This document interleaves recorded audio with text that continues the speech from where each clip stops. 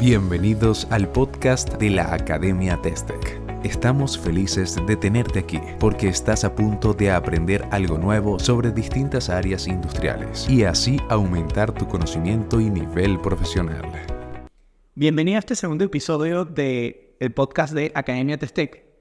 Mi nombre es Diego Gamarra y seré el presentador de este podcast como tal, que en esta oportunidad tenemos un tópico interesante que habla de la selección del bloque de calibración para la curva DAC bajo ANME sección 5. La selección correcta del bloque de calibración, ¿verdad? Tiene ciertas consideraciones que son sumamente importantes. Tenemos que pensar, por ejemplo, en la industria tenemos distintos diámetros, distintos espesores. Entonces, claro, seleccionar el bloque adecuado que simule correctamente el cordón de soldadura que voy a inspeccionar o el componente que vaya a inspeccionar es muy importante. Para entender un poco esto tenemos que entender qué es la curva DAC. No, yo creo que esto es sumamente importante. Antes de hablar del bloque de calibración para la curva DAC, tenemos que entender qué es la curva DAC.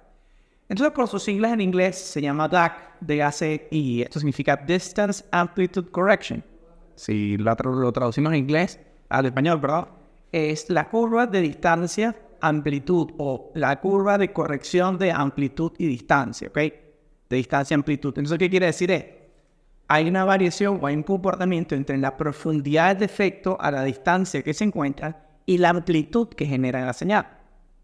A medida que un reflector tiene un recorrido sonoro mayor, la amplitud de ese eco va a ser menor.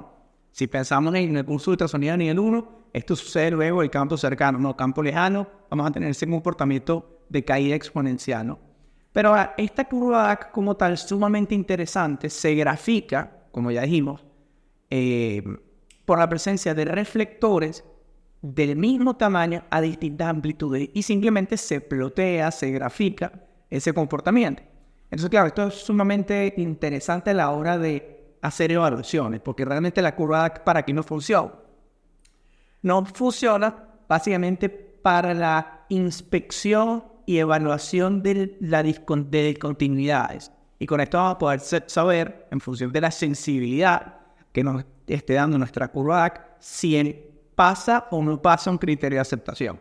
Claro, ya la parte de cómo es la evaluación con la curva DAC, bueno, ahí sí les remito, vayan a las normas, la norma del 50%, del 80%, de lo que exige el fabricante o lo que exija su procedimiento, eso ya es otro tema. Pero la curva DAC como tal es eso, o sea, una graficación del comportamiento de la amplitud en función de la distancia en el campo lejano, y en función de eso podemos evaluar componentes. Ahora, efectivamente, es sumamente importante que nuestra curva DAC se encuentre en las longitudes del componente que vamos a inspeccionar. Pensemos que tenemos un recorrido sonoro de, 30 milímetros, y el cordón de soldadura se encuentra entre 27, ¿verdad? Y 40. 30 milímetros está justo en el medio, más o menos. Bueno, nuestra curva DAC tiene que cumplir todo eso de 27 a 40. O nuestra curva DAC no puede estar en la parte del recorrido sonoro de 15 a 17 porque ni siquiera llega al cordón. Entonces es sumamente importante que esa graficación de la curva DAC en nuestra imagen tipo A calce con la zona en donde estamos evaluando el cordón de soldadura. Y para eso, la única manera es seleccionar correctamente correctamente el bloque de soldadura, ¿verdad? En función del espesor, diámetro y curvatura.